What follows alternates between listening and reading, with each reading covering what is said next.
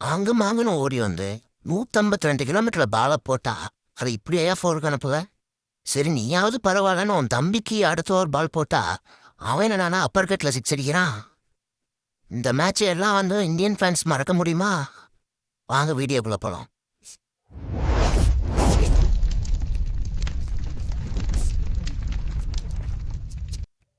2003 world cup south Africa நடக்குது. இந்தியாவும் பாகிஸ்தானும் செஞ்சுரியனில் மோதுனாங்க. இப்படியாவது ஜெயிச்சே ஆகணும்னு கங்கணம் கட்டிட்டு வந்தானுங்க பாகிஸ்தானு. சயீத் அன்வர், அப்துல் ரசாக்கு, இன்சமாம்னு பெரிய பேட்டிங் பட்டாளத்தையும் இறக்கிட்டு வந்தானுங்க. டாஸை வின் பண்ணி பேட்டிங்கே எடுத்தானுங்க. எப்படியாவது 300 ரன்னுக்கு மேலே அடிச்சிடலாம் அப்படின்னு பிளான் போட்டு வந்தானுங்க. நல்லாவும் ஸ்டார்ட் பண்ணானுங்க 10 ஓவருக்கு 50 ரன்னு. இந்த காலத்தில் எப்படி டிராவிஸ் ஹெட்டோ, நமக்கு அந்த காலத்தில் சையத் அன்வர்.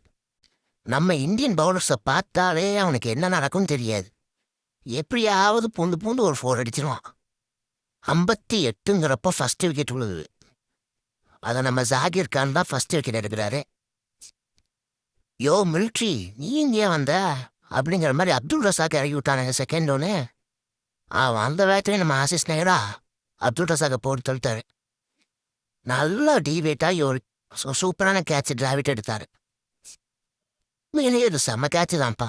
ஏன்னா டிராவிட் வந்து ரெகுலர் கீப்பரே கிடையாது. சும்மா ஒத்த கையில் சல்லுன்னு குடிச்சாரு. அடுத்த யார் நம்ம இன்சி மாமா தான். வழக்கம் போல் வந்தோன்னா 2-3 பவுண்டரி அடித்தான். நல்ல கும்பலே பால இறங்கி வந்து ஸ்டேட்டில் விட்டார் ஒரு 6. அடுத்து என்ன வழக்கம் போல் அவன் இன்சி மாமா ரன் அவுட்டு, இன்சி மாமாவும் அவுட்டு. ஸோ 100 ரன்னுக்குள்ளே 3 விக்கெட் எடுத்துட்டானே. சரி எப்படியோ ஒரு 200 ரன்னுக்குள்ளே ஆல் அவுட் பண்ணிடலான்னு பார்த்தா சையதன் வரும் யூசஃப் இவானாவும் சேர்ந்து தட்டி தட்டி தட்டி தட்டி எப்படியோ 180 வரையும் கொண்டு வந்துட்டானே. கேப்பில் பார்த்தா நம்ம சையதன் 50 போட்டாப்புல. அதுக்கப்புறம் யூசஃப் இவான் அவுட்டு. நம்ம யூனிஸ் கான் வராப்புல. அவனும் வந்து சக்கன்னு அடித்தார். அந்த கேப்பில் அவனை கட்டி தூக்கினானுங்க. அதுக்கப்புறம் என்ன நம்ம சையத் அன்வர் 100 தான். இந்தியாவோட தலைவலி அந்த காலத்தில் சையத் அன்வர் தான். அவனையும் ஆசிஸ் நேரா வந்தாலும் தூக்கிட்டார். சரி அப்படியே இப்படின்னு போச்சு. கடைசியில் 273 அடித்தானே. இந்தியாவுக்கு டார்கெட்டு 274.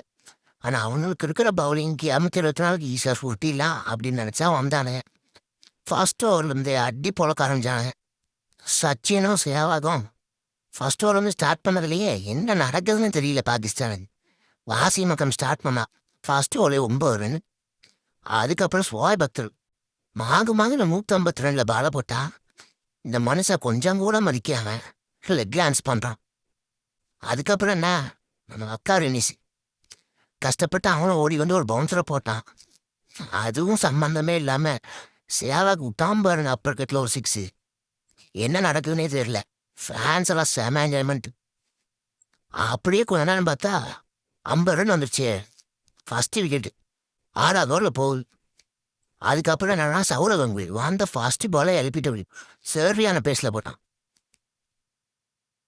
அதுக்கப்புறம் என்ன சச்சின் முகமது கைஃபு சேர்ந்து சரியான பார்ட்னர்ஷிப். பாலாடா போடுற பால் அப்படின்னு சொல்லி போலபலம் போட்டுட்டானுங்க. கடைசியில் 98 ரன்னுக்கு சோயபத்தர் விட்டாம ஒரு பவுன்சர் சச்சின் அவுட்டு.